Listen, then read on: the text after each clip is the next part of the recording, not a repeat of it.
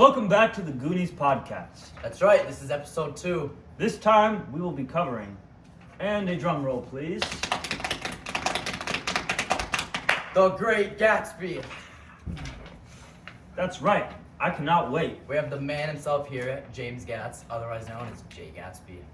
Welcome, Mr. Gatsby. Thank you all. I'm glad to be here, old sport. One fun fact about me is that I am an Oxford man. Now we just have a couple questions for you today. Hit me, old sport.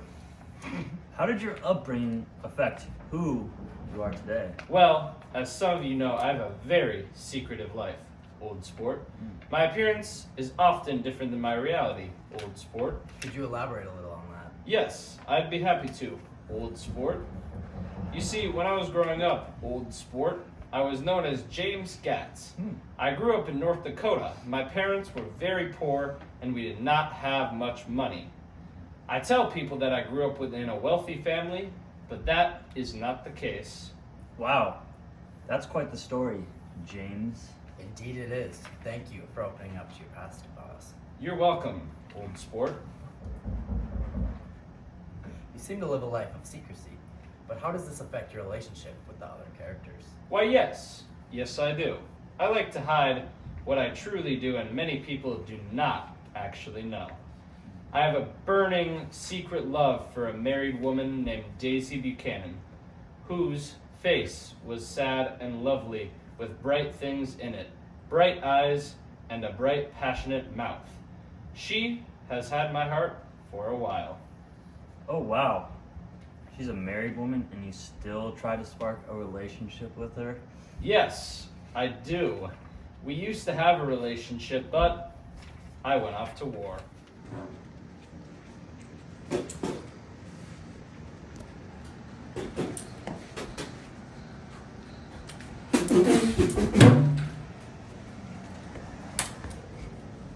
While I was at war, Daisy also met a man named Tom Buchanan, but she never really loved him. I am Tom.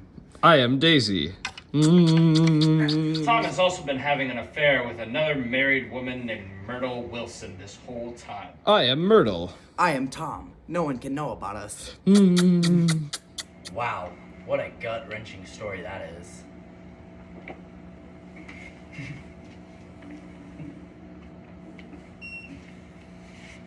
You are right. Is there anything that reminds you of Daisy when you can't see her? Why, yes. Yes, there is. Well, don't old keep us sport. waiting. Don't keep us waiting. What is it? It's a little green light at the end of her dock. That doesn't sound very deep. Care to elaborate more on what it symbolizes to you? Yeah, let me get to it, old sport. The green light symbolizes hope to me because I bought my house across the bay in hopes that Daisy will one day stumble into one of the parties. The light reminds me that she still is close to me, and I just need to put my feelings of loneliness aside in hopes for our future. I also told Daisy once, you always have a green light that burns all night at the end of your dock, to subtly remind her that I am thinking about her. Wow, I cannot believe a green light means that much to you. Is there anything else that is symbolic to you? Not necessarily to me, but a guy I know told me about the eyes of Dr. T.J. Eckelberg.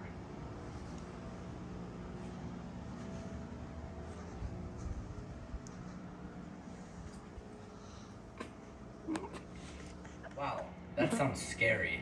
Wrong you are, old sport. The eyes of Dr. T.J. Eckelberg hang and watch over the Valley of Ashes. When a man said to me, he described them as, the eyes of Dr. T.J. Eckelberg are blue and gigantic. Their irises are 1 yard high, which is very fitting. What a good connection. I'm sure there's one person who owns a garage that regards these as the eyes of God. I wonder if there is.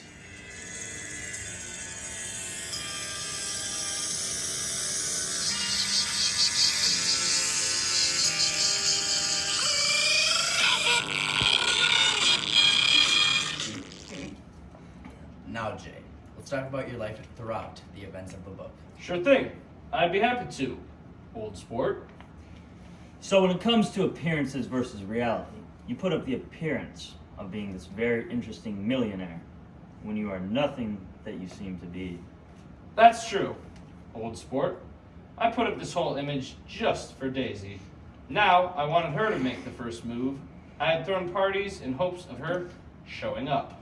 Wow, that's quite the way to do it. How'd your plan go? The parties weren't the way to go.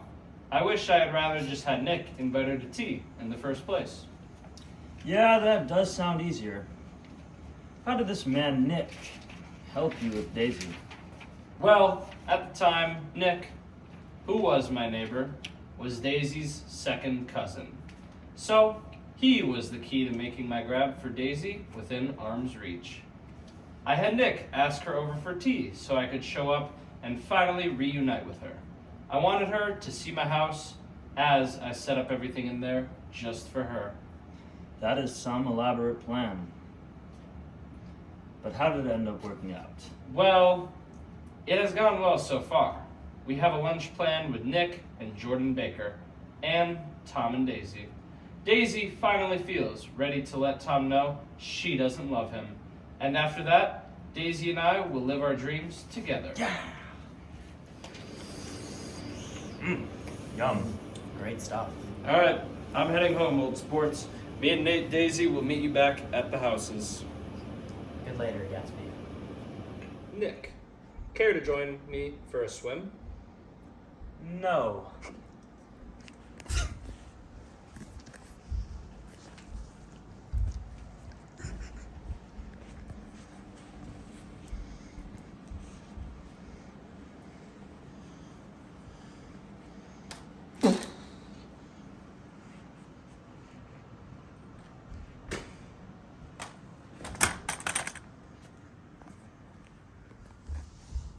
Wow. How tragic. Gone too soon. He had a whole life ahead of him. But Real. with Mr. Gatsby getting Yeah. killed, it draws a connection to today's society.